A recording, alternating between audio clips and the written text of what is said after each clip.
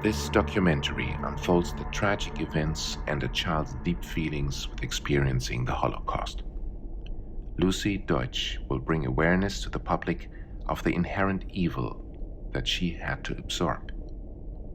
Her struggle will inspire and uplift the human consciousness even in the midst of inconceivable horror. With her courage and persistence, she demonstrates how crucial and cruel events served to strengthen and develop the growth of her inner character.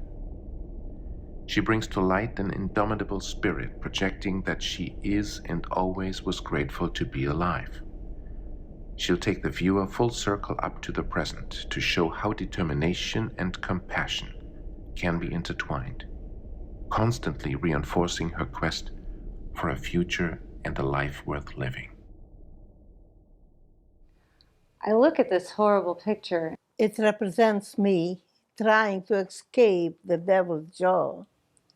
What a horrifying thought. I wish it was just a thought. Mrs. Deutsch, you are now 91 years old. There is so much I would like to ask you about your turbulent life, including as a child Holocaust survivor. Call me Lucy. What I would like to convey is even in the worst adversities in my life, I always looked for that spark which will ignite my inspiration to keep on going. This is very commendable.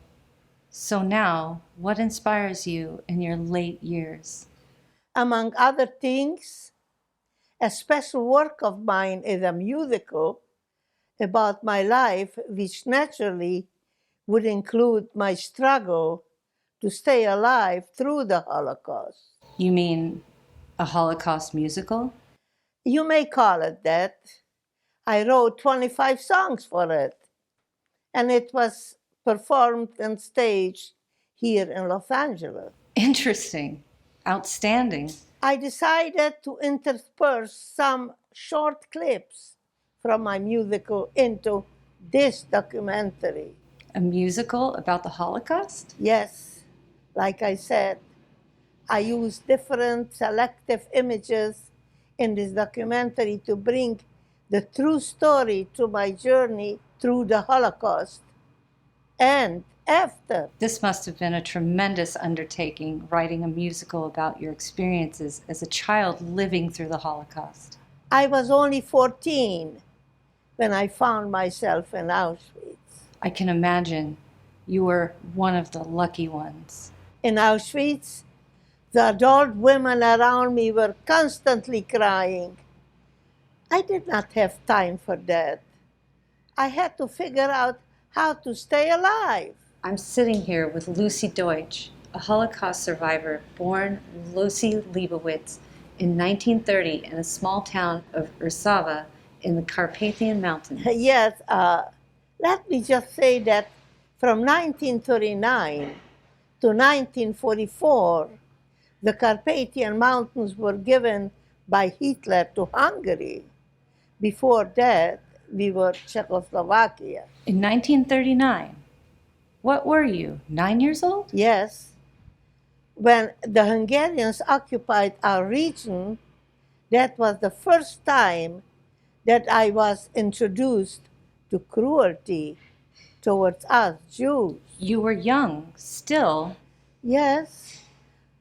I didn't understand why, but my parents did. Tell me about your family. There were 6 of us in my family until 1944. I am the only survivor. So, this included you, your parents, and 3 siblings? Yes. In this sketch are my 2 sisters, Olga 20, Frinchu 8, and my brother Yossi 12. I am sitting next to my father. A very nice-sized family. It was. So it was. Tell me more about your family and your childhood. My most sensitive years were during the 1940s. I was in my early teens and very inquisitive. At the same time, I had to share my life with a constant exposure to war and what it was doing to us Jews. but those were also enchanting times for me. Can you elaborate?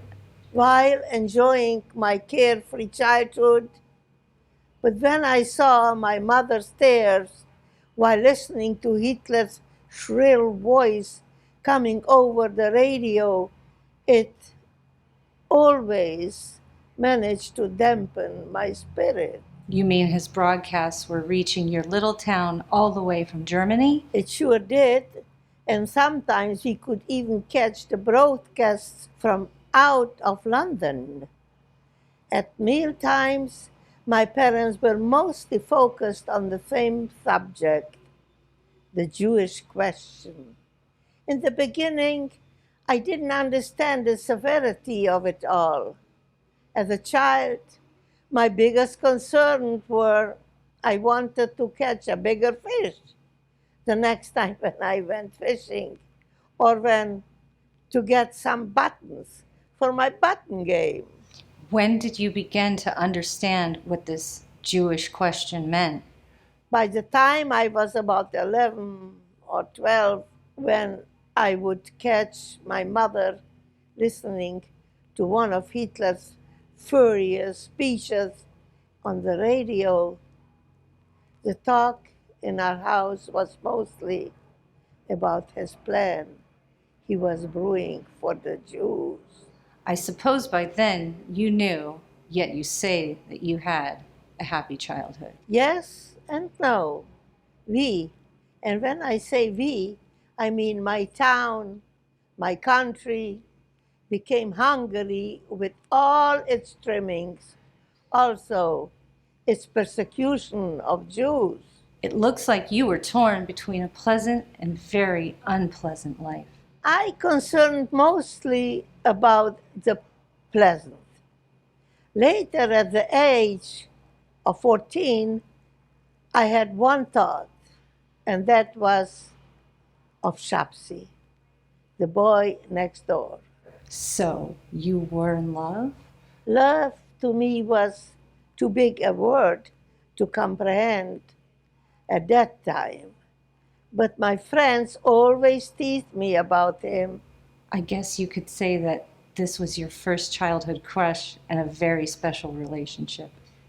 I have to admit that Shapsi and I were together whenever we could. Lucy! Lucy, look! Shapsy's staring at you. What's going on? Yes, Lucy, what were you and Shapsy doing yesterday behind the outhouse after school? Imagine white bread, sweet raspberry jelly. It's there, then it's gone, and it won't disappear. It's bumblebees buzzing around in her belly. That's how I feel. That's how she feels.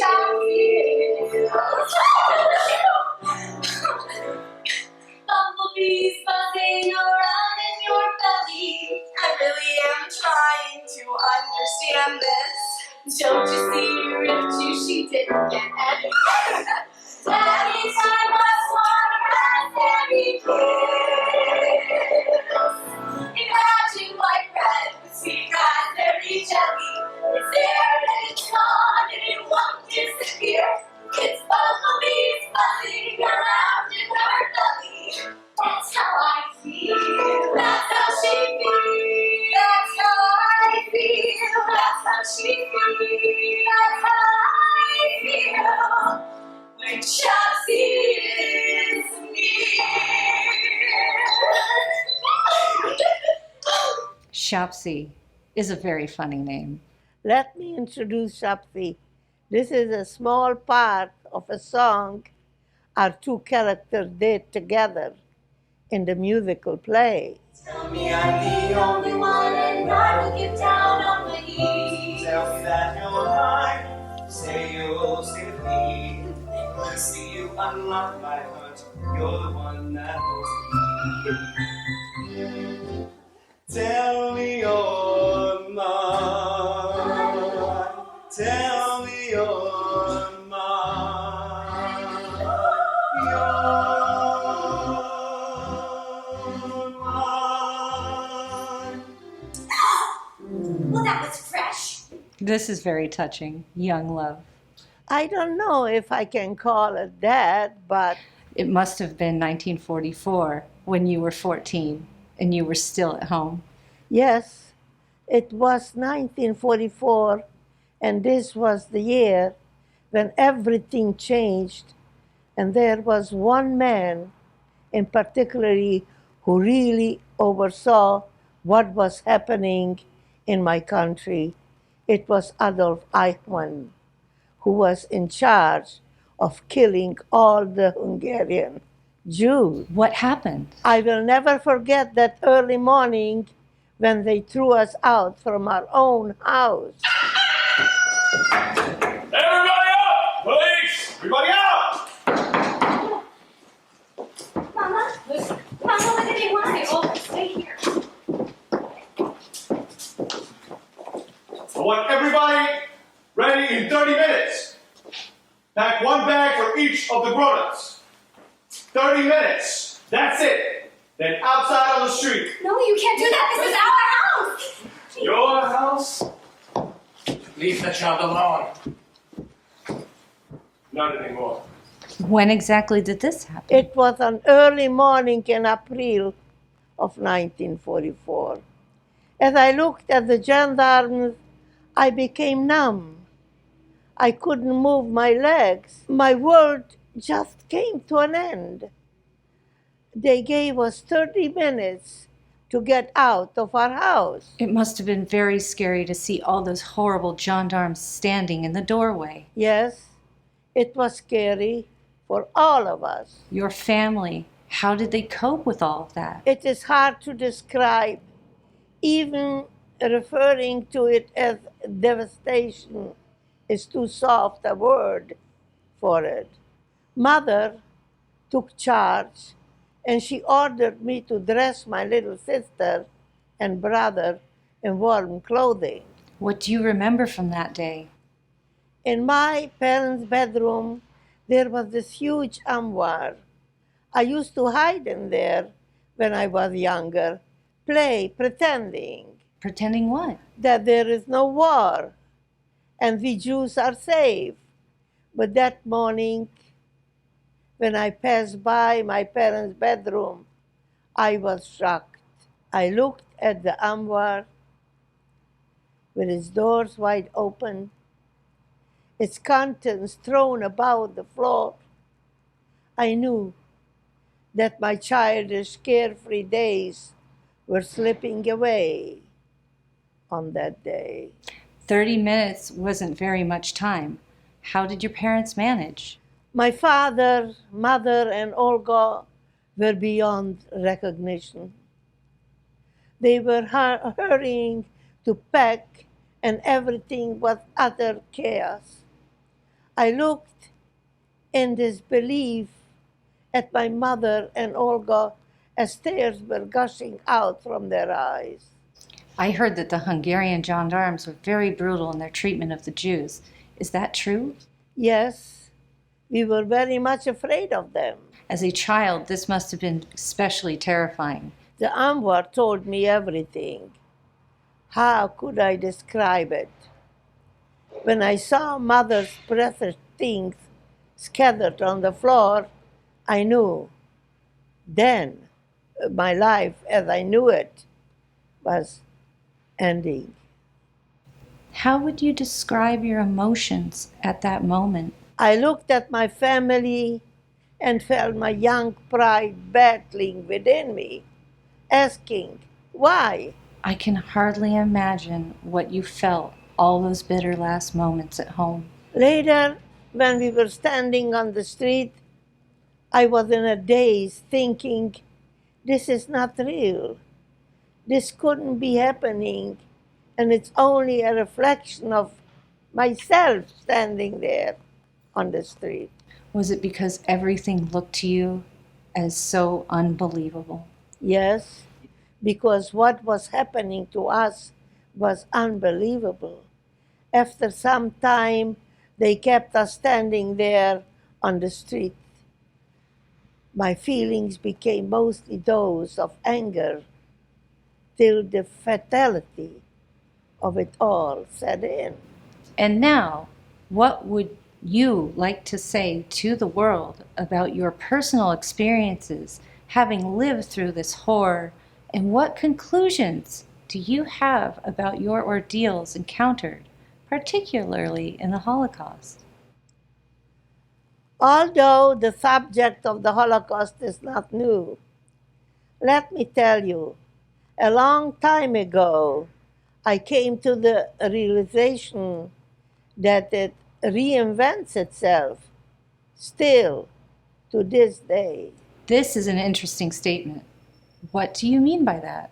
I'm reminded of the Holocaust each time I hear about issues happening around the world, including hunger, oppression, and the denial of human rights, which still manifests itself all over the world. But universally, aren't these concerns that affect us all? And don't we all feel bad about these issues? Yes, of course, but to me, as a Holocaust survivor, it has a more personal meaning. Although knowing from your story you have accomplished so much in your life, it appears that life was good to you. How do you account for that? As you can see, I achieved my goal becoming a proud manufacturer. I established my own business, a fine leather goods company, which we named Lucy. This is an accomplishment that I feel great pride in having done. A remarkable achievement. I did it all by myself. It took some doing and a lot of determination, but that didn't stop me. In addition to your career as a manufacturer, you had other interests. What about your interest in writing? When did you first start to develop your interest in writing? I began writing while achieving my goal of running my business. I managed to balance both, but writing became, shall I say, the love of my life. You told me that you never had proper schooling, so what compelled you to begin writing? You are so right. Hitler didn't let me finish the 8th grade, but he couldn't destroy what you may call my provocative, creative nature. There are so many facets to your life, and we've briefly touched on so many things. But now we can back up in our conversation, and can you tell me about specific things you've encountered in the Holocaust, particularly your experiences during your internment in Auschwitz? In Auschwitz, I was constantly exposed, being younger than the rest of the women. Exposed? I'm not sure I understand what you mean. I was always in danger to be taken to the crematorium because of being a child. They kept only able-bodied people for work. So you feared for your life. I remember the first night in Auschwitz when a woman called Capo approached us. That was when the real fear for my life began. I am called Capo, this much you must obey. Every word I say, I'm telling you now. They are Christian political prisoners. They're very brutal. Who told you that? A woman was cutting my hair. Hey! No talking! To my warning, you better listen. Disobedience is not forgiven. Who does she think she is? She can't make me afraid. Oh, mommy, I miss you so. How I wish from here to escape. She's a monster, not a woman. To scare us, is that her plan? Does she predict the end of our existence? So here it starts. And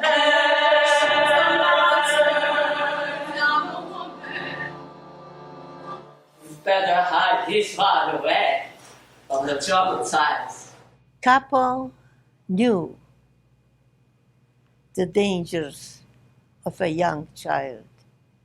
And she said to the women to hide me from the Germans' eyes. From that time on, the women would hide me behind them. That must have been horrible for a child to go through. Being a child among so many adults, they felt pity for me, particularly those women whose children were taken away from them. They gave up on life. However, by doing what they did, they helped preserve your life. Did you ever feel like giving up? No, I never could feel that way and wanted to live. In my heart, I had a strong sense of survival from the beginning. How did you cope with the reality of being exposed daily, with the very real possibility of being taken away? It was not easy.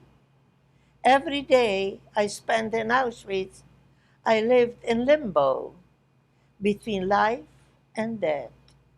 From the other stories I've read, each day must have dealt with new situations that you had to learn how to handle. Is there anything else that you'd like to tell me about when you were in Auschwitz? Till this day, I will not forget that first morning when we were ushered out from our barracks. I was famished. So hungry. Does anyone know when you're going to feed us today?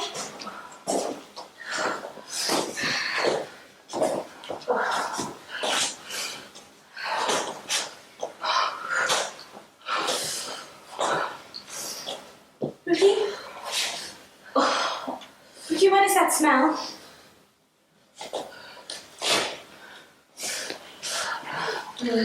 Who knows when they're going to feed us, Lucy? It can take hours. We must learn to be patient. If you're ever good at patience, what's that smell?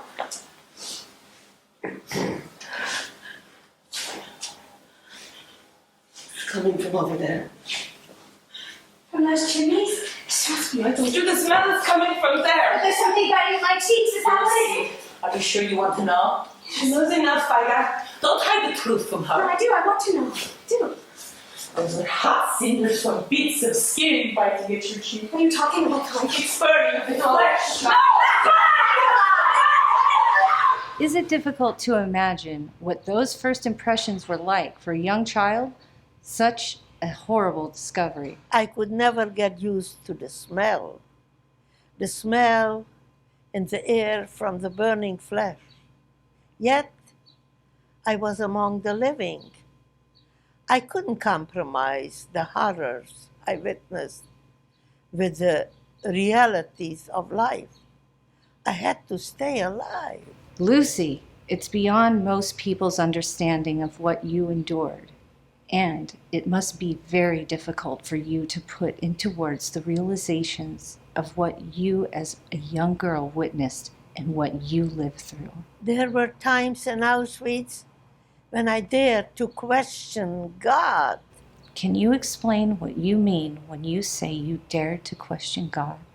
One morning, coming out from the barracks, as the sun was just beginning to rise, I looked up and saw a little bird flying below the beautiful white clouds.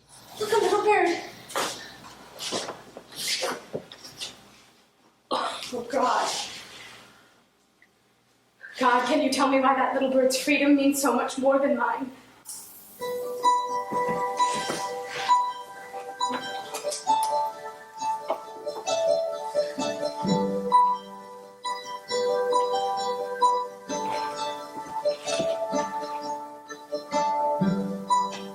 If I send my soul to you, little bird up in the clear blue sky, will you keep it safe for me? Will you help me grow some wings to fly? Someday I'll meet you way out there. Someday we'll share the free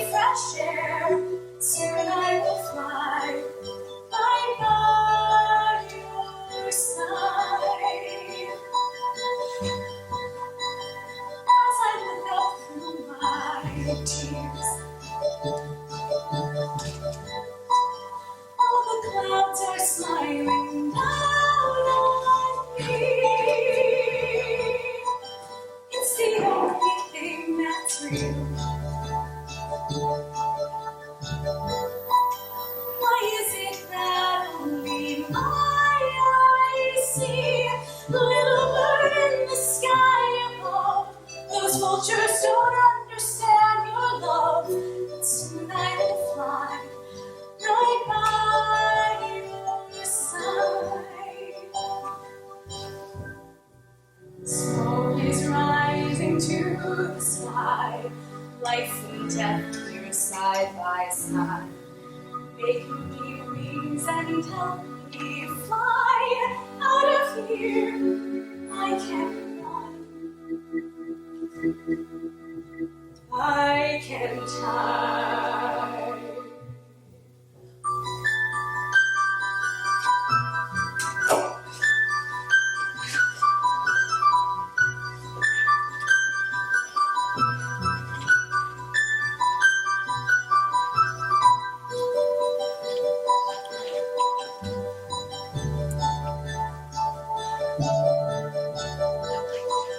If I send my soul to you,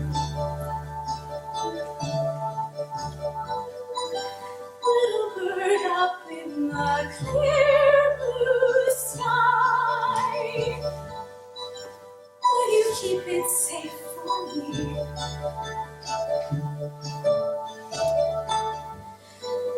There will come a day we both will fly.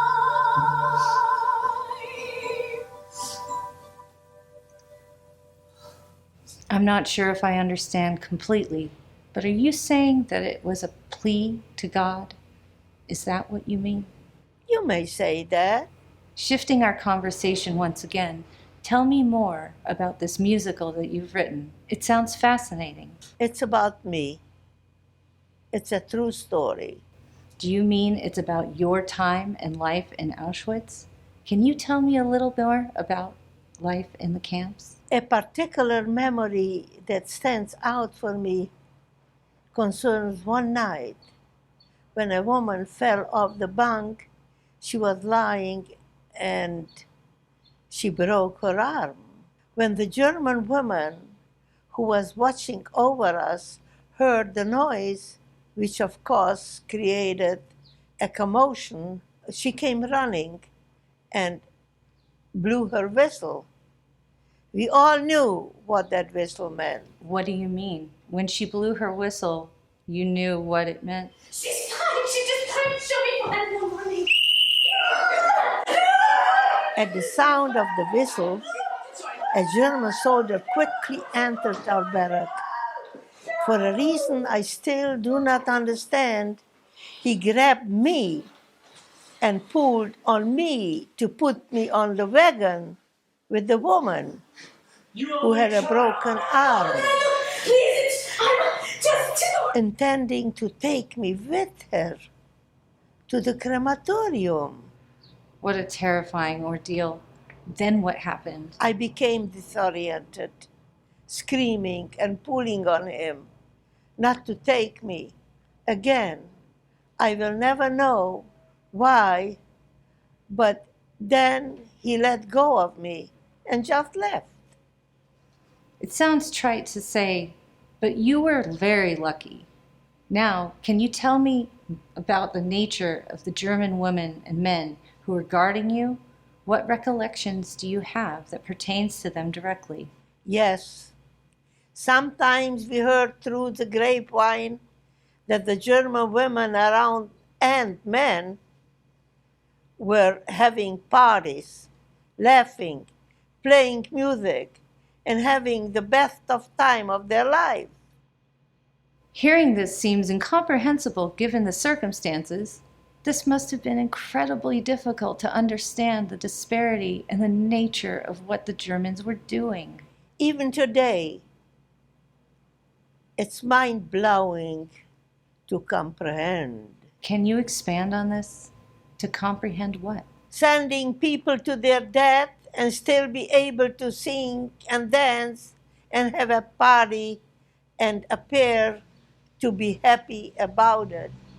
Yes, it's hard to comprehend, and it's even harder to believe. I mentioned the German women who watched over us in the barrack. I have very vivid memories that every time when the same woman came close to me, she turned into a monster. She became brutal, looking for a reason to use her wooden stick on my back. She beat you with a wooden stick? She must have realized that you were only a child. Didn't this matter to her? To a German, a Jew was a Jew. It didn't make any difference. Their job was to make our life hell on earth. Was there ever a time when you accepted, or shall I say, became more compromised with your situation? Did we compromise? It all came down to when and how. At night, we relived our daily encounters with tragedy. Our sleep was very restless. Some cried and cried all night. Were you ever able to rest or sleep? Well, it is hard to rest when you are constantly living in fear and reliving each painful moment. I will tell you a story about my friend Ruchi. Every night, Ruchi relived the painful memory of when they grabbed and pulled her two children away from her. They took my baby. I miss her. Please, go to sleep. You heard what Capo said. If we are to survive,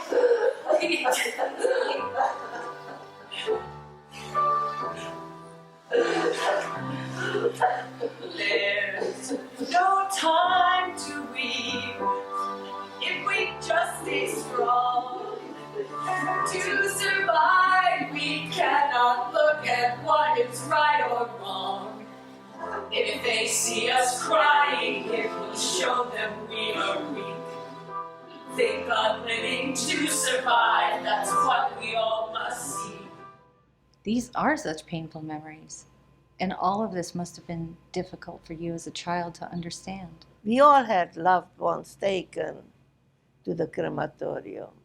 If we can change the conversation and go back to your life in Warsaw before the Nazis came to power, your life sounded so pleasant and rather idyllic for a child.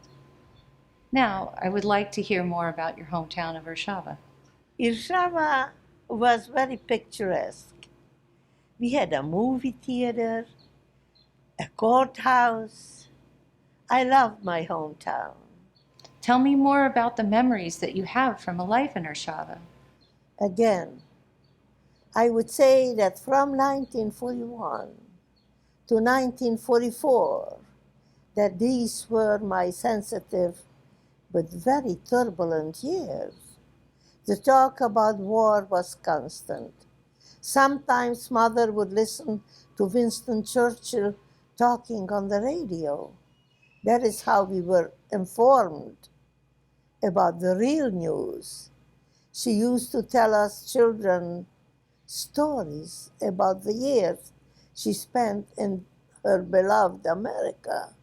Oh, really? That's interesting. Your mother spent time in America. How old was she when she came to America, and how many years has she been here? She came to America at the age of 13. She finished high school there and 2 years of college. Then she came home for a visit and fell in love with my father. What a wonderful experience it must have been for her in America. And I would like to hear more about the love story between your mother and father. But maybe we should leave this for another time. For now, can you tell me more about your hometown? There are so many things. I love to go to school and play with my friends. So many wonderful memories of the places and the people, and of course, my family.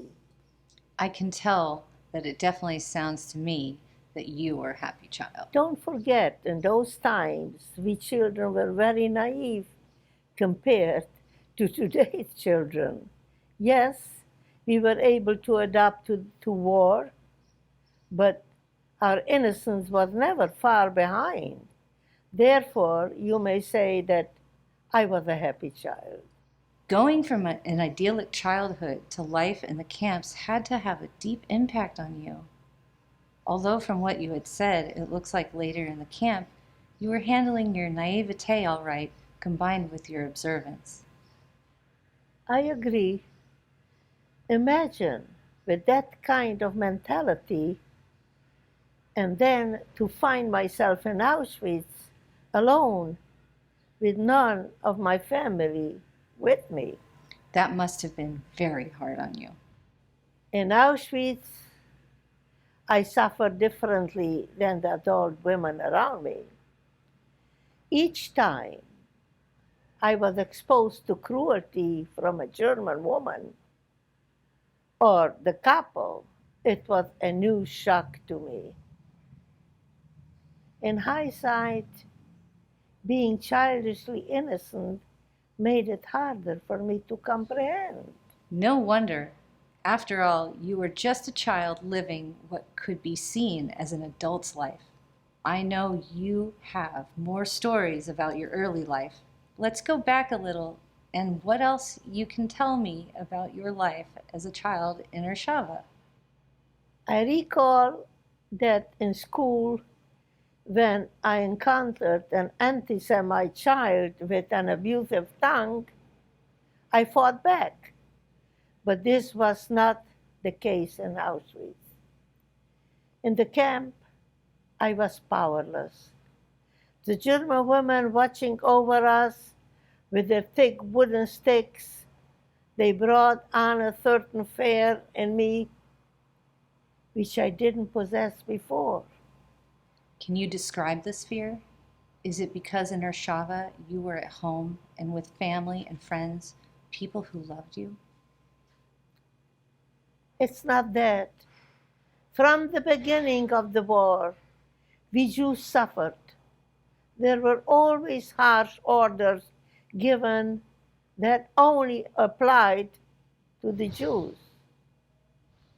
Later, they took away our businesses and made us wear yellow stars. The Hungarian authorities were very harsh on the Jews. That didn't stop me from being myself, a happy, content child, while being surrounded by my family. So this was in 1944, and you were 14 years old when you arrived into Auschwitz. Yes, that's right. When we got off the train, Can you describe how you felt when you got off that horrible train? I was terrified, confused. I stood close to my mother. How long were you on that train? 3 torturous long days and nights. I would put my head on mother's shoulder, but I wasn't able to fall asleep. So what happened after you left the train? It was a turmoil. The German soldiers quickly ushered us away from the train. As we began walking, they were screaming for us to form lines. I assume you mean lines for the selection. Did you understand what that meant? My family was holding hands as to keep together. I was between mother and my brother Yossi. My mother noticed that they were separating the people for the selection. But how could we know what kind of a selection it was? She told me to go and put my hand into my big sister's, Olga's hand. So wherever they take us, Olga should not be alone. Your mother was so observant and knew what was happening. And this advice was very wise advice. Exactly. Before I sneaked away from her, she told me that if the German soldiers asked me how old I am, that I should say 18. So your mother saved your life. Yes, she did. When I sneaked over behind, put my hand into Olga's, she just grabbed it and held it tight. Then what happened? When we came in front of the German officer, he was carrying a tin cane. He motioned with the cane for Olga to go to the right and me to the left.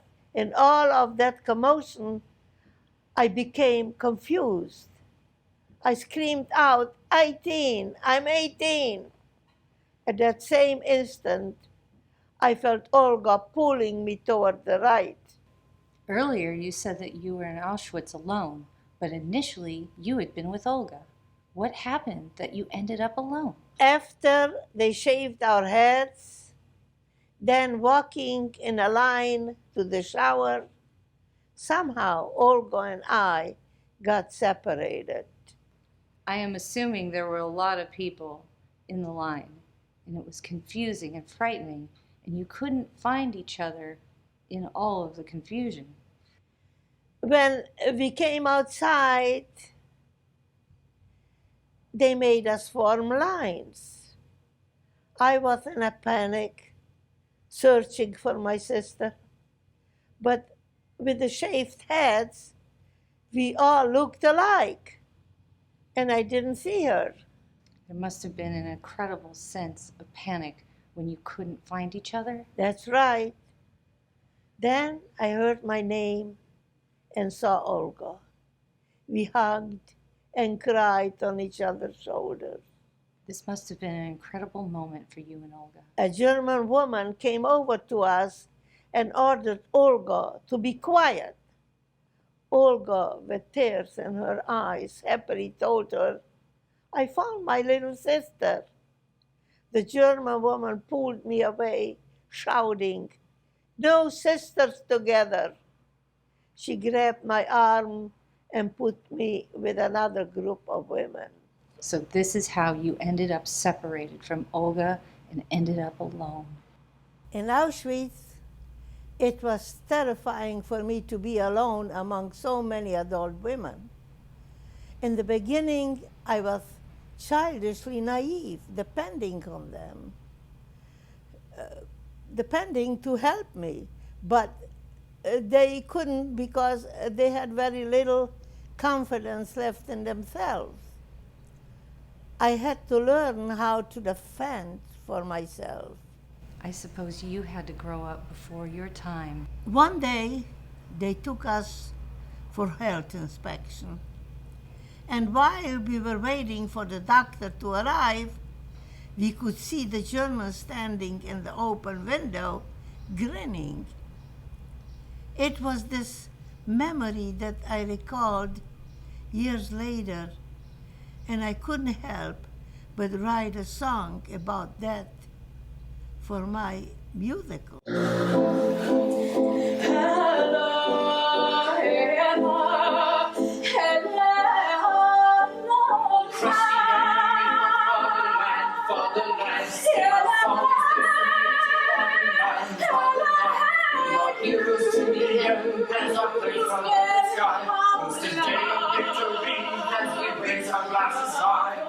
Glory, glory, praise, success. To cling to life, we must confess.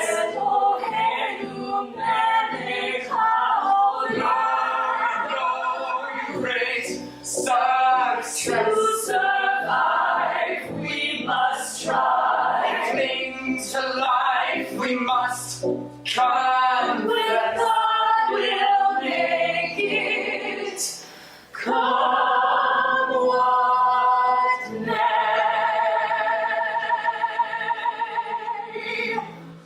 It sounds like you were searching for spiritual guidance. This must have been very unusual and difficult for a child. That was all we had left, our belief in God. Can we back up again to the time before you were transferred to Auschwitz. I understand before they took you to Auschwitz, you were being held in a ghetto. Can you tell me more about that? We were there for 5 weeks. It was degrading. Also, there was this constant hunger. Mother always managed to scrape together something.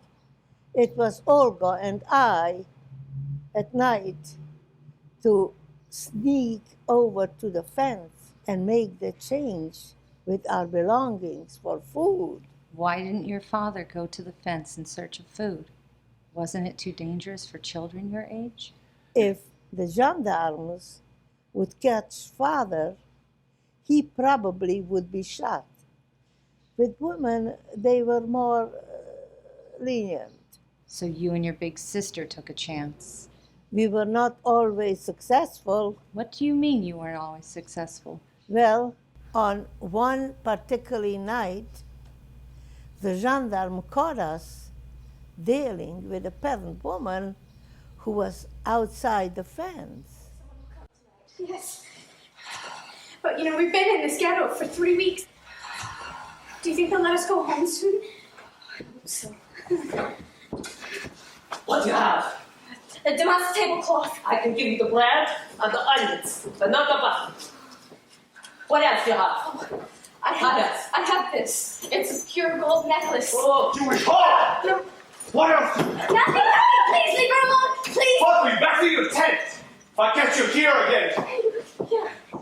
Can you tell me a little more about your experience leading up to and then after you entered the ghetto? I can imagine this was a very difficult time for you and your family. After keeping us locked in our hometown synagogue for 3 weeks, they took us to a ghetto where they gathered all the Jews from around the region. It was a pitiful sight.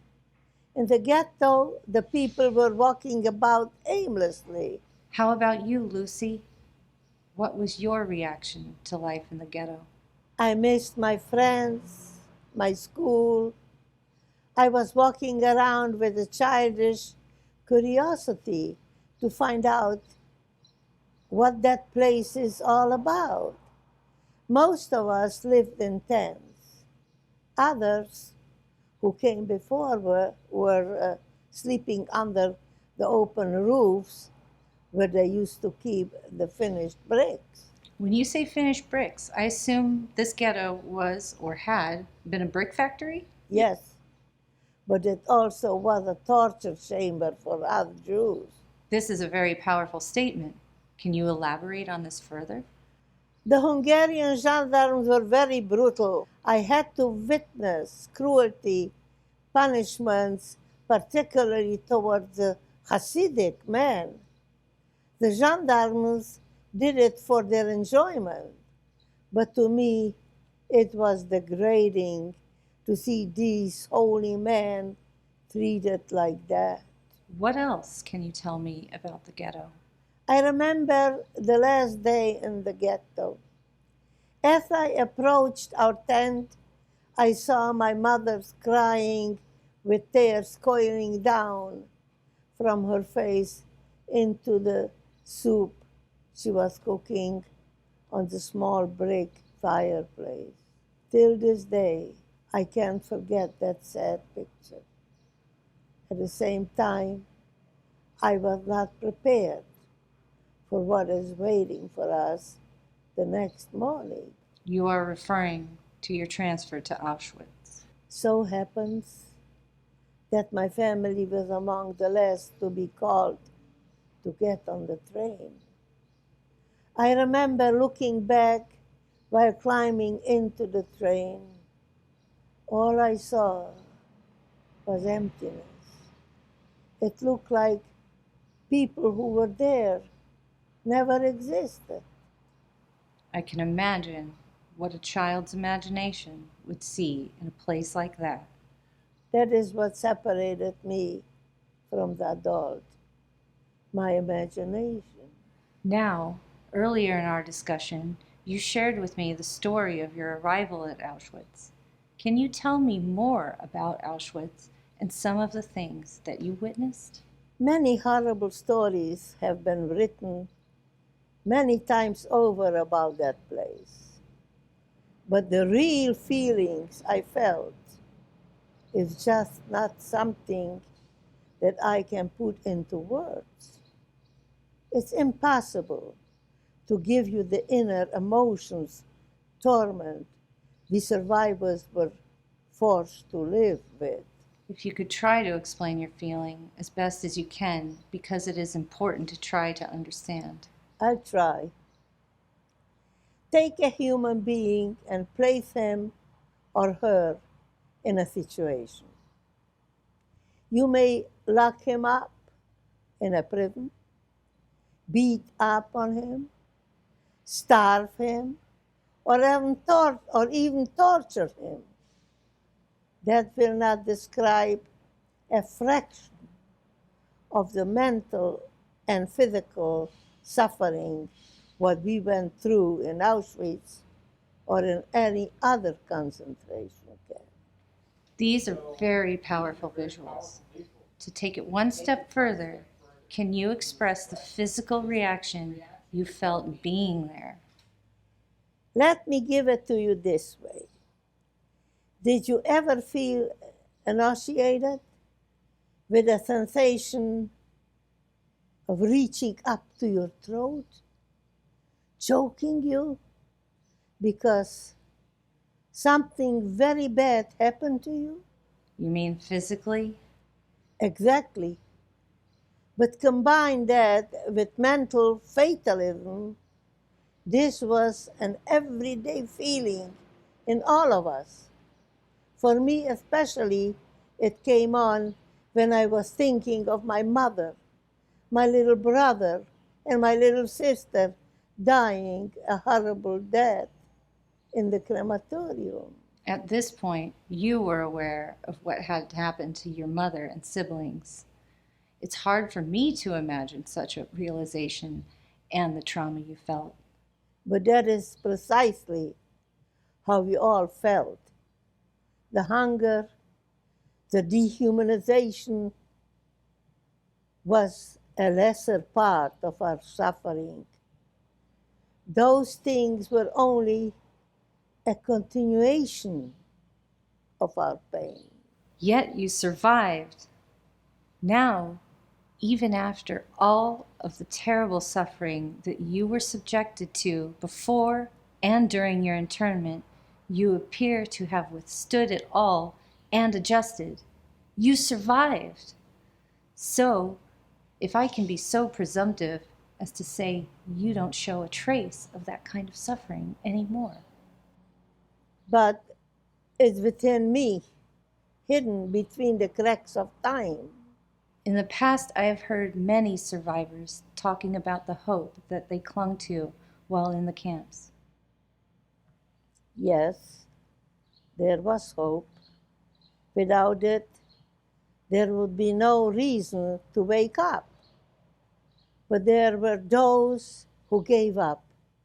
I felt sorry for them because they had nothing left to sustain them. Lucy, what sustained you? What kept you going? We were all interconnected with this one expectation that there will be a day we'll meet those of our family members who did not die. I had hope to see Olga and my father someday. That is what kept me going. And this overriding thought that you would be one day reunited with your father and sister is what kept the hope alive within you. Can you tell me what happened to you right after this tragedy was over? You see, there is where you are wrong. I apologize if I misspoke, but how am I wrong? My tragedy was not over. A new one was just beginning. After I was released from the camp, every day a new survivor would come home. I would spend most of my time at the train station waiting for Olga and my father. After a while, people began leaving. There were nothing left for them, nothing to stay for, only painful memories. So now that you were back in your own town and free, but alone and with no one to turn to for help, how were you able to manage going forward? After waiting for a long time, I finally had to acknowledge the fact that I was now an orphan. This had to have been a tremendous realization to accept. What happened after that? From the beginning, we survivors would gather in the rabbi's house. There was this young mother within the group who pinned on the wall 2 drawings of her children. Each time we ate, she would look at the drawings and cry. Coming home to the empty house was more than I could bear. The shadows were whispering, don't cry, don't despair. Sweet memories of my loved ones will never disappear, for they guide me from heaven with the love we used to share.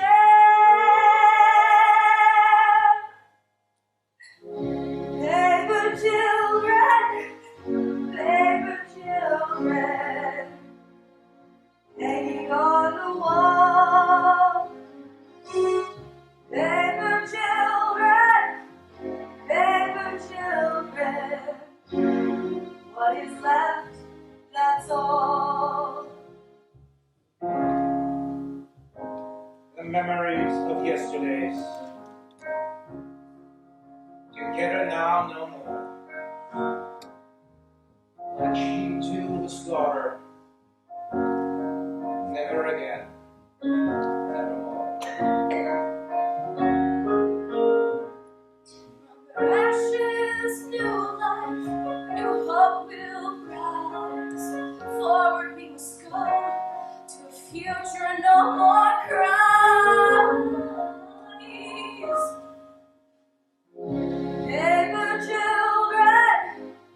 Paper children, hanging on the wall.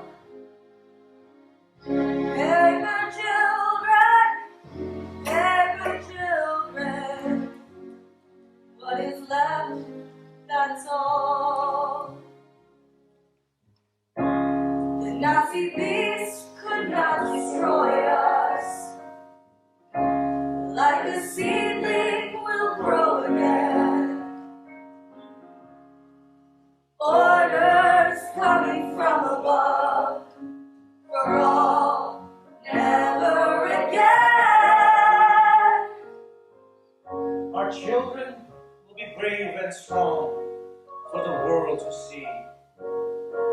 And from these courageous survivors, new futures. New paper children will be hanging on the wall. New paper children, loving them will be a joy. As I listen to this song, I can't help but think of all the children who perished and the parents who survived.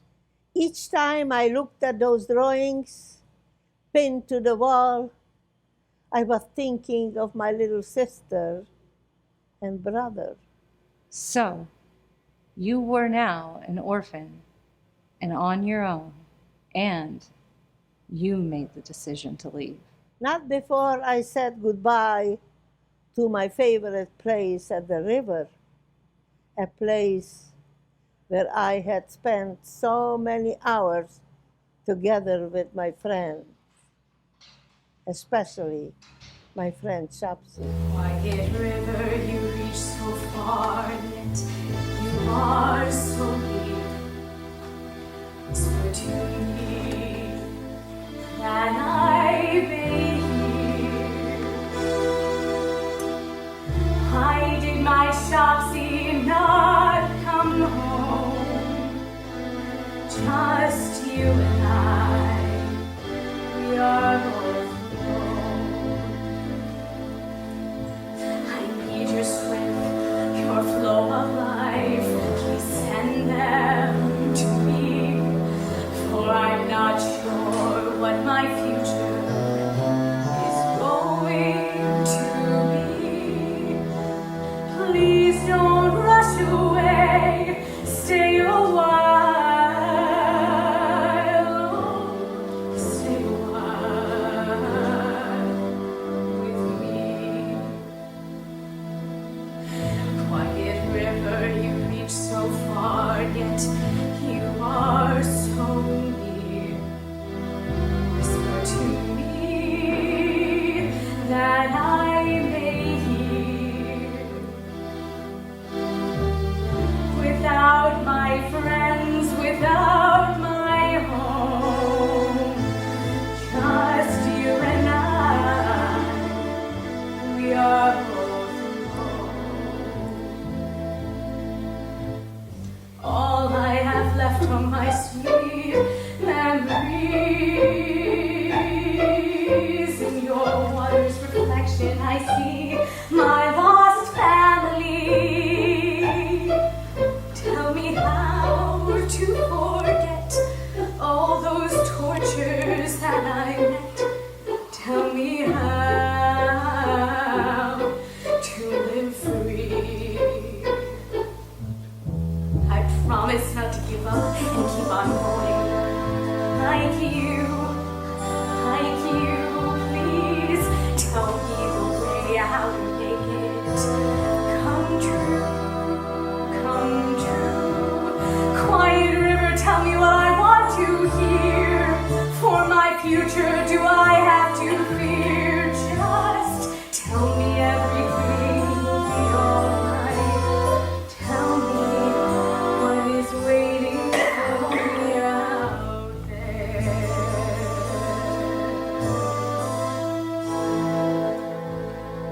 Your words do speak volumes in this song. Let's continue talking about your decision to leave. Now tell me what happened next. An older girl and I left together, and we were trying to cross the border into Hungary. But the Russian border patrol caught us, and we found ourselves in prison. Prison? This had to have been unbelievable for you being detained once again. It's impossible to explain my feelings being locked up again, That must have been very difficult for you after what you had already experienced. particularly considering that it was the Russians who freed me from the camp. When we were liberated, I remember a very special moment when a big Russian soldier grabbed me and held me in a tight embrace. I could see tears coming down his cheeks. These are powerful memories that are still vivid for you even now. In my childish mind, he looked to me like an angel coming down to earth to rescue me. What you recall about this moment in the Russian soldier, this is a beautiful memory. Now let's talk a little more about your imprisonment. How long were you in prison? For 3 months, they released me and gave me 5 years, what you call today parole. How did you manage? Every week, I had to go to the police station to announce myself. Again, my first thought is, it must have been a very difficult time to manage. What happened after that? After that horrible experience in prison, I met Lucy Deutsch. He took care of me. He was 6 years older and, in many respects, already a grown-up. In this, I've seen a lot of your activities among Russian soldiers. I'm not going to wait any longer. My plan is to leave for Germany as soon as possible. Really? Well, I'm Lucy. I'm Lucy Deutsch. So he became someone you could trust and rely upon in this difficult time in your life. In other words, he took you under his wing, so to speak. Yes, we had a hard time reaching Germany where the Americans were, but we made it. As someone who hasn't been faced with such obstacles, I cannot fully comprehend how you felt at that moment when you finally reached Germany. I felt a change within me. That was for the first time I believed in humanity again. After so many months of confinement and tragedy, you were finally truly and completely liberated. It had to have been a tremendous feeling of freedom. In a way, but if you take a wounded animal bleeding, even though you free it from its torture, the animal is still in pain for a long time. Did you feel like a wounded animal? Everybody did, even the Germans, which I encountered later. In Germany, we Jews were gathering in a displaced persons camp, or what was known as DP camp. It was a camp for Jewish survivors from all over Europe. So even though you were free, you were still reliant on others for your survival. Now tell me a little bit about what happened at the displaced persons camp. Well, in addition to myself, there were 29 orphan children. We would wound up in a baron's castle in a small village called Aschbach. We were taken out from the DP camp, which was in a city called Bamberg, and put into the castle for more comfort than the camp could provide. While I was in the camp, I became a Mizrahi girl, an Israeli Girl Scout, so to speak. So, you actually lived in a baron's castle? Tell me more about life in a castle. We kids had a great time over there, plenty to eat, whereas the Germans did not have any food to speak of. I understand that there was a food shortage after the war, and this was a problem all across Europe, and especially in Germany. So it's interesting to hear that while you were in the DP camp, you didn't experience a lack of food. There was no food available anywhere. Now tell me more about what happened while you were living at the castle. A couple times a week, I took the train from a town called Schlüsseldorf to Bamberg to visit my good friend Mickey. You and Mickey remained in touch even after you entered the DP camp? Yes, we kept in close touch. I'm assuming from what you have said that your relationship with Mickey had grown beyond a simple friendship. Yes, one morning on the train, I was torn between two emotions. I had to battle with myself, but I chose the one which was stronger. When you say two emotions, can you elaborate? It was very early in the morning. I was sitting in a horse-drawn coach waiting for the driver to take me to the train station. I saw an old, frail man walking and holding onto the wall with both hands as not to fall down. It was a pitiful sight. Suddenly, I felt a tremendous pity for him. But at the same time, I was thinking, why should I feel that way? After all, he is a German. Well, you still possessed a feeling of pity towards another human being. This is not unusual. But you don't understand. At that time, The hatred I felt towards all Germans was not negotiable. It's not easy, but I'm trying to understand what emotions you were feeling. When I got on the train, I was standing looking at the sitting hungry faces. My anger, my hate emerged from within. All I saw was my enemy. The compassion I felt for that old man vanished. That's understandable, especially given everything that you had been going through. When I looked out the window from that train and saw German tanks with swastikas on their bellies, it was like they are still refusing to give up. I pulled out from my backpack 2 thick pieces of white bread with slices of salami. I took one bite and threw the sandwich over their heads out the window. And why did you do that? I knew it was a childish gesture, but it was my way to show them how much I hate them. But what about the old man? That's just it. That is what puzzled me, to feel compassion and hate at the same time. But isn't that human? First we hate, and through compassion, we heal that hate. You are very philosophical, but I have to agree with you. To heal myself, I used compassion towards others. It was, and it is, a design for me to live by. You are an amazing person, Lucy. After what you lived through, and you still understand the healing power of compassion.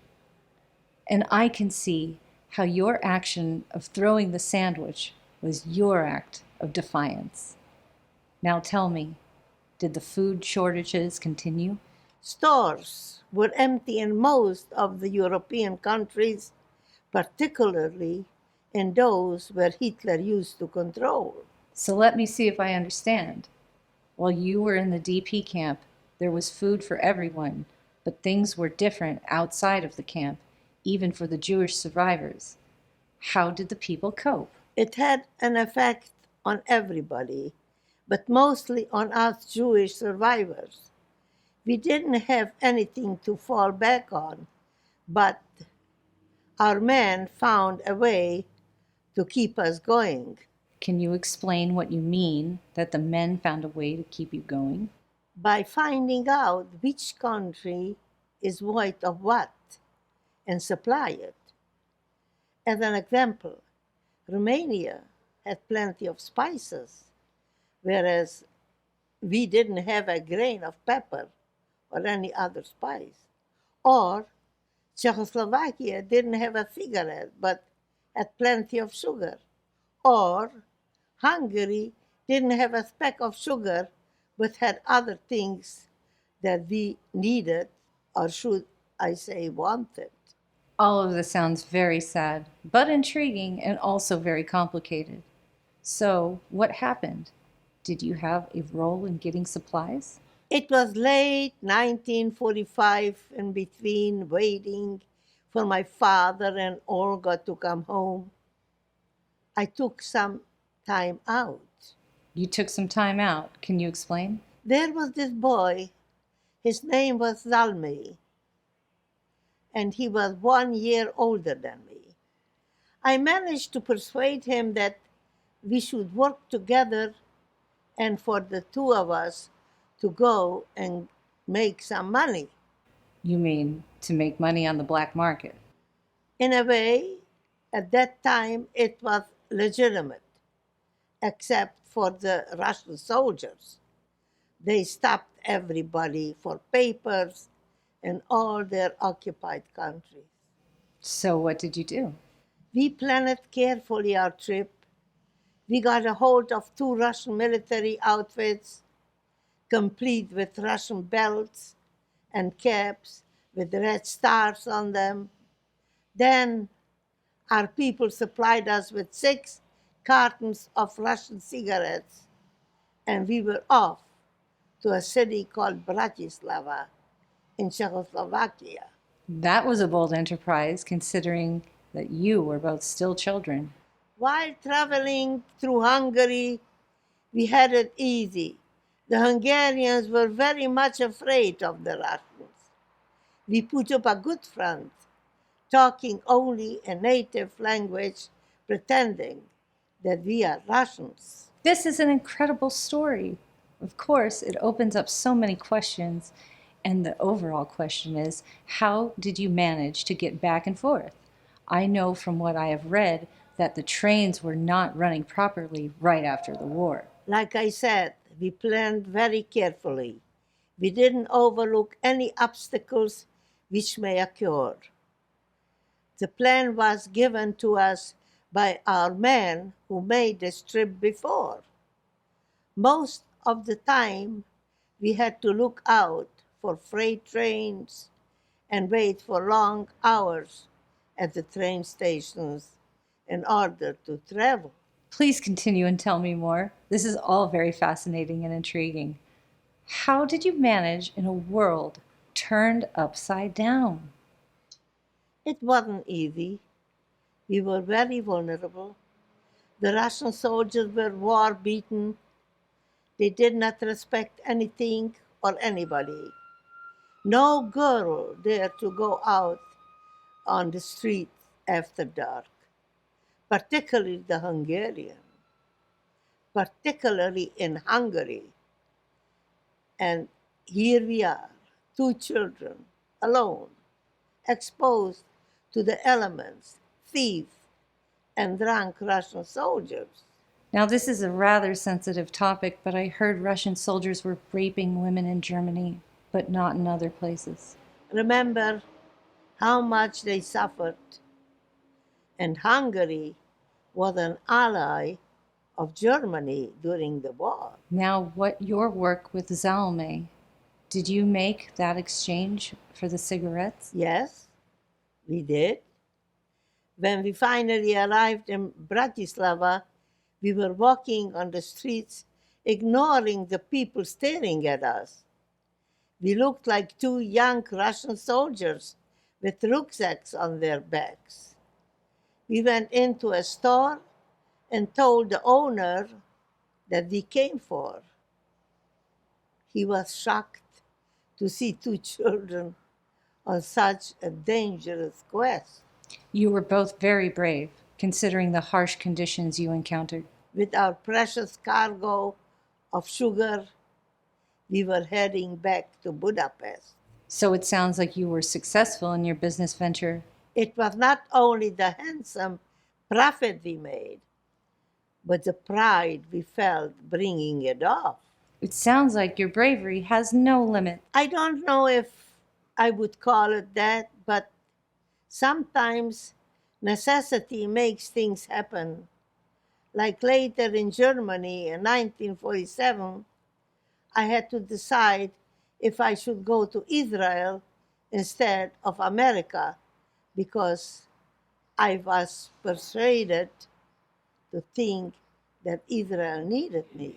I know that many Jews across Europe went to Israel after the war. Tell me about that. In Germany of 1947, going into 1948, I was on a crossroad. My yearning for America didn't diminish.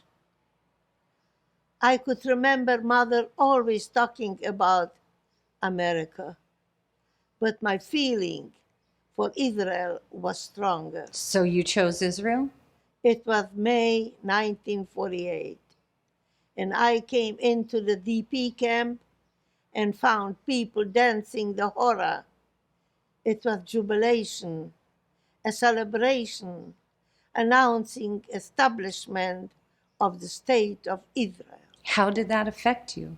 There are no words to describe the feeling. It was like a black veil lifted from my eyes. I saw the world in a different color. I saw us Jews emerging claiming our own.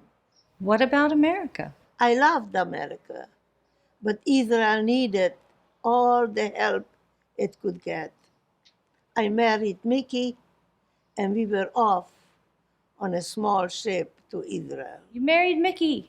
So your relationship continued and became something more than just a friendship. Were you in love? Love? I was not sure.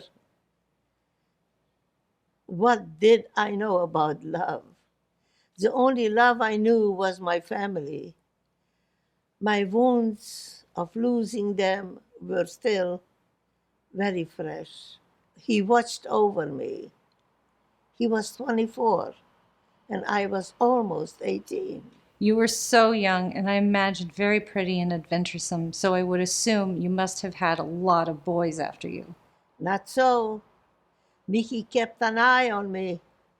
He didn't let other boys come close. And anyway, I had to look at the bigger picture.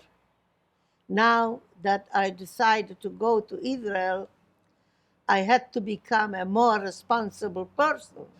What happened to you after you arrived in Israel? Before arrival, we were on the small Greek ship filled with young people who still carried the scars of the Holocaust. Slowly, we changed into people of hope for a new beginning. On the ship, we were learning Hebrew songs. We didn't care that there was very little comfort or food. I can imagine young people without parents, without any adult supervision or influence. I can imagine how hope of a new homeland would affect all of you. Do you have any particular memories from the trip?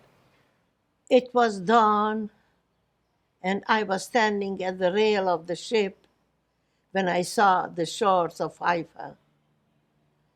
I heard people screaming, running to the rail, and looking into the distance in disbelief that they made it. I felt numb. My heart was sinking, feeling the holiness of it all. I was thinking of my family, who are not standing beside me to share this moment with me. What a powerful moment, and it must have been incredibly emotional for you.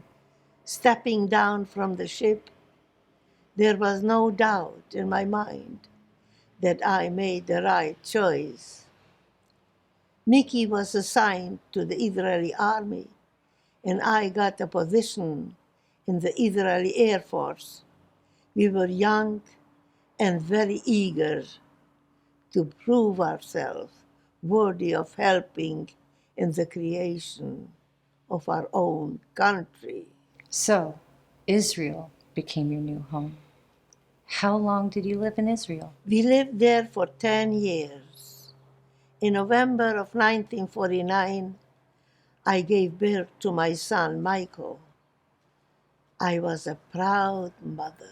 It sounds as if your world was now complete, and at this moment in your life, you had everything. Not everything. I loved Israel, but I still yearned for America. In 1958, I told Mickey that Israel does not need us anymore. We should go to America. He was reluctant, but to quench my hunger for America, he finally gave in. So in 1958, you came to America. Yes, it was a change in my life, some for the better, others for the worse. Please explain. Finding out about Mickey and what you would call his roving eye, it was a surprise for me, for I knew how much he loved me, more than I loved him. And yet, There was some infidelity in your marriage. How unfortunate. But I would assume not all that unusual for many people. What did you do about it? I really didn't have a choice but suffer 10 more years with him. By that time, I had my precious daughter, Lisa. And Finally, I made my decision to divorce Mickey. I even wrote a song for my musical about my determination to be free of him. Here is just a part of that song. We're surprised to find that I have a friend. Lucy! Your words like bullets racing towards me. I had dodged every voracious aim. Lucy! To sacrifice living life by my own Lucy, I love you! All of your lies were so persistent, your manners so consistent. For you, sweet existence, you used up all your ammunition to kill off my ambition. For you, a worthy mission. I had had enough being under his grip. well, from everything you have told me about yourself and about your character, this sounds typical of the type of person you are. Someone who does not give in. After divorce, I concentrated on raising my little girl and building my business. My son Michael didn't need me anymore. He was in college. It sounds like you were very busy after you arrived in America. Yes, I kept myself busy because it was part of my nature to keep busy. And a big part of my life was that I continued my writing. I knew I had a story to tell, actually, multiple stories, and I wanted to share what I had experienced. That does not surprise me. Again, my brain was working overtime. Tell me about it. I bet you call your story What If? This story is based on Palestine becoming the state of Israel in 1942 instead of 1948. So, that is why you call the story What If? It's what if the state of Israel had been established years later? It's a very unique and courageous way of saving Jews from under Hitler's nose. In 1942, with a strong Israeli army, this story shows how not to go like sheep to the slaughter. Well, let me say that this is a very powerful proposition in itself and is certainly fascinating. To think what the outcome might have been if the state of Israel had been established sooner. And speaking of Israel, let's go back for a moment to Israel. How do you feel about the conflict between Israel and the Palestinian people? This conflict will not be resolved until, Until what? let me put it this way.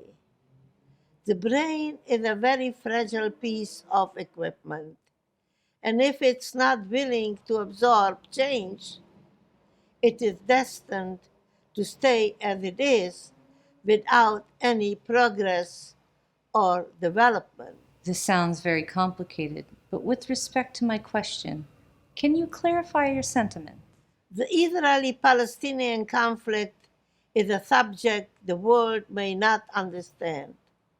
The fight between the two is, I'm sorry to say, only an artificial bandage. To heal, you must look into a much deeper problem. It takes two to tango, so to speak. Can you explain? To hate is easy. If you take hate and tie it around a cause like religion or some other belief, it becomes so deeply embedded for some there is no way to escape it, only through a hateful sacrifice. I'm trying to think of an example, or maybe some comparison, which exemplifies the severity of one's motives, and I'm reminded of the actions of a suicide bomber. Yes, in a way, fatalism is anti-productive. How do you heal that kind of fatalism? by compromise, by not using hate for usage of embedded malignant beliefs as a whip to achieve its perspective. So, what do you suggest? One, to keep religion in its purest form. There is no room in religion for those interpretations of what a fatalist may perceive. I see. And? In this case, for a fatalist to be able to achieve peace and well-being within oneself, a change of thought is vital. You were there when it all started. What about the Palestinian people being displaced from their homes? That is the point. Hate, war, cannot help solve that problem. How many more years has to go by before we find a better solution? What do you have in mind? I always felt both have to do more, make compromises, make the peaceful Palestinians welcome to a new beginning, no less than what we Jews did for ourselves. But then Israel has to look out for its existence. So you are saying that while Israel looks out for its own existence, innocent Palestinians suffer. Yes, this was my thinking in 1999 when I wrote a movie script about that exact subject. It's called Alliance by Design. What is this movie about? The story begins right after the 9/11 disaster. The two main characters are two young women from New York. One, a granddaughter of a Jewish Holocaust survivor, the other, born in Palestine.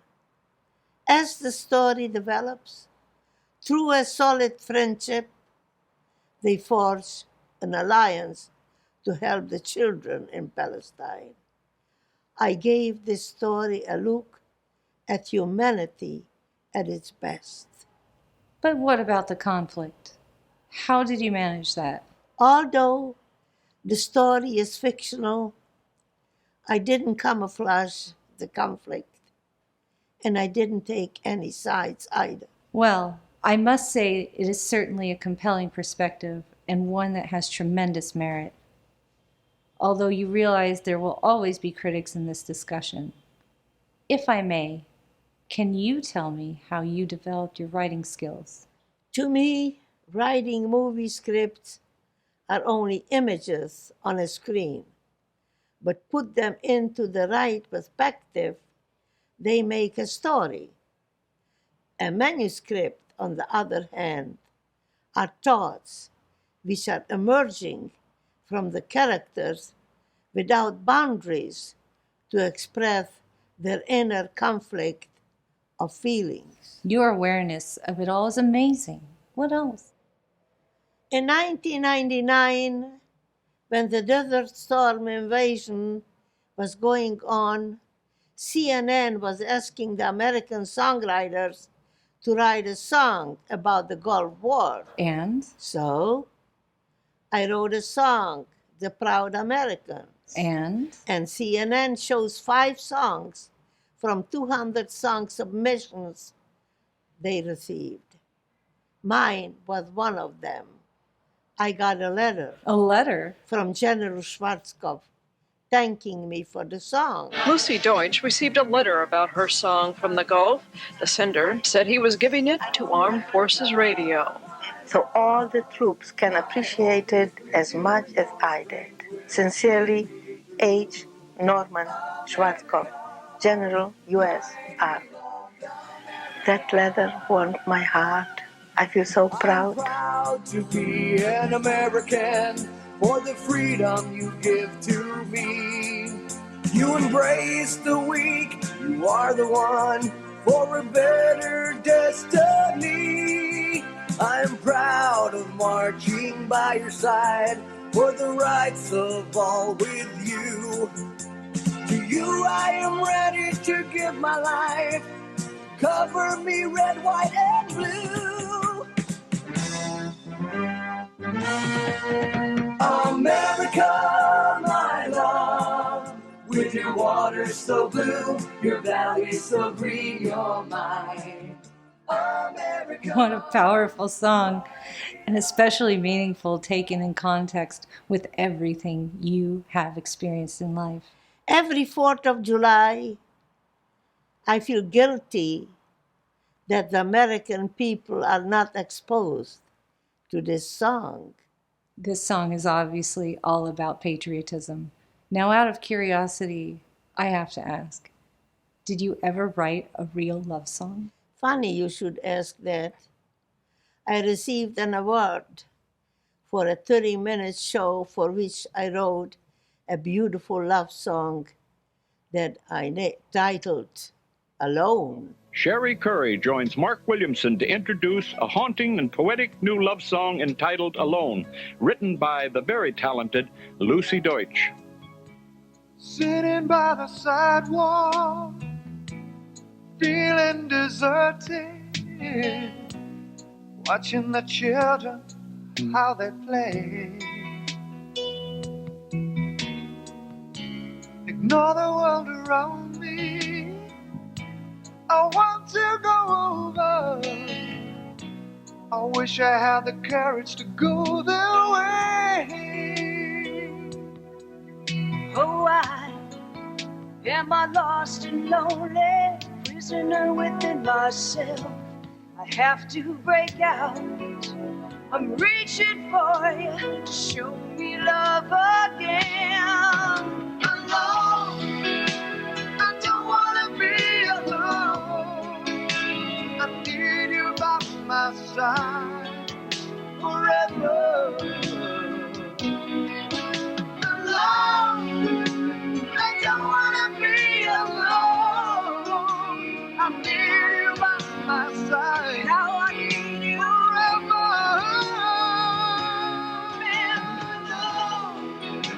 I feel much better now. Yeah. My life is a new and I'll never again. Never again. No, I'll never again be alone.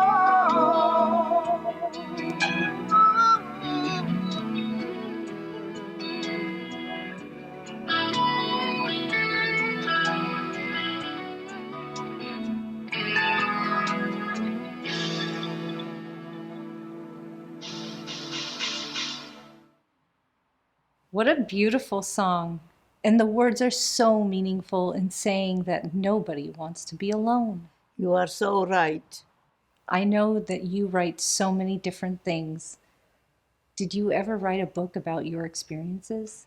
I did. It's called Shattered Childhood. It's basically my memoirs. I used as my framework for the story a chronology from events in World War II. I also wrote a movie script for it. All of these amazing stories and songs that you have written, and they are all a product of a person who, as a child, was saved by a miracle. Everything I write about has to have a deep human significance. What is so significant about that? I wrote a fictional novel and a movie script called Innocence in the Devil's Jaw. Once again, in keeping with your other writing, this is a powerful storyline. I think it is, and thank you for saying it.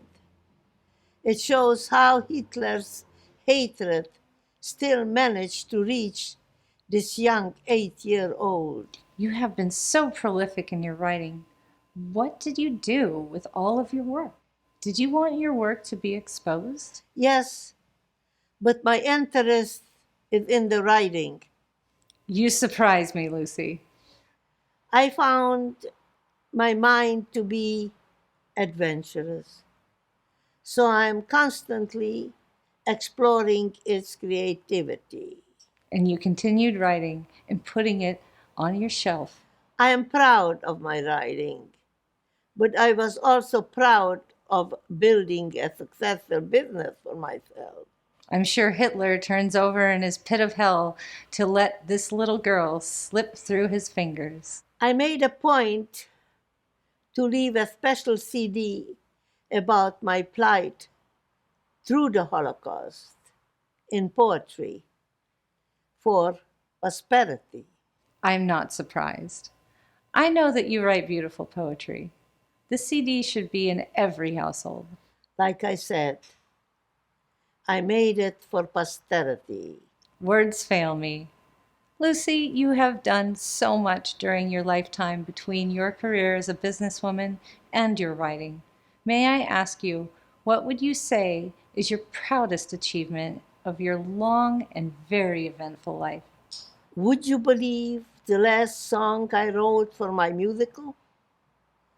It is titled Declare, and it is about survivors. And it is about us survivors creating new generations and teaching them what freedom really means. I'm anxious to hear it. I made it with my new family's pictures in the background. Come on, gather round, together we rejoice, let our spirits come alive. We are living proof, hear it in our voice, how we fought to survive. Planted a seed for salvation, so we can watch it grow. With pride we watch over our creation, from its cradle we'll know. Liberty, sweet liberty, we will rejoice forevermore.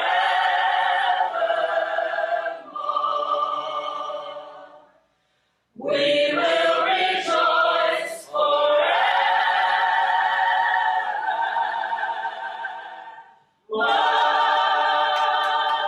You are right.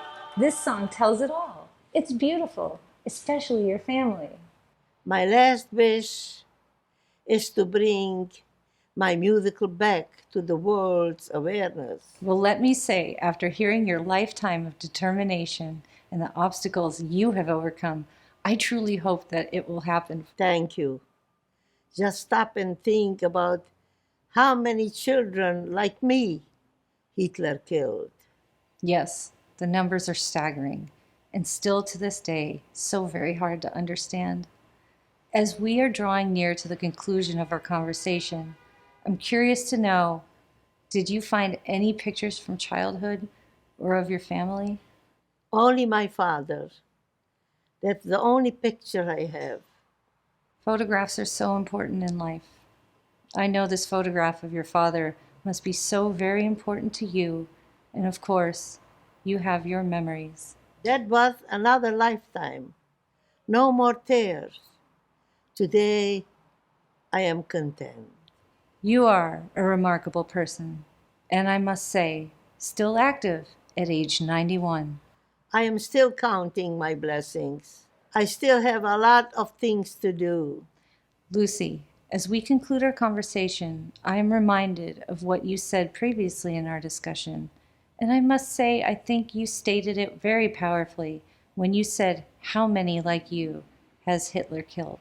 I am just a teardrop outside the bucket, filled with tears of his victims who were inquisitive children like me.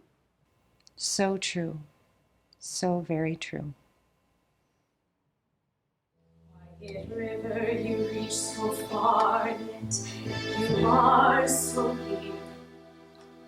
Whisper to me that I may hear. Why did my Stocksy not come home? Just you and I, we are both alone.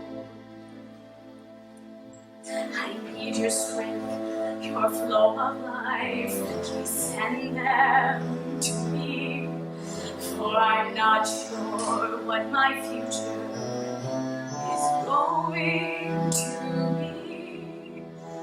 Please don't rush away, stay a while, stay a while with me. Quiet river, you reach so far, yet you are so near. Whisper to me that I may hear.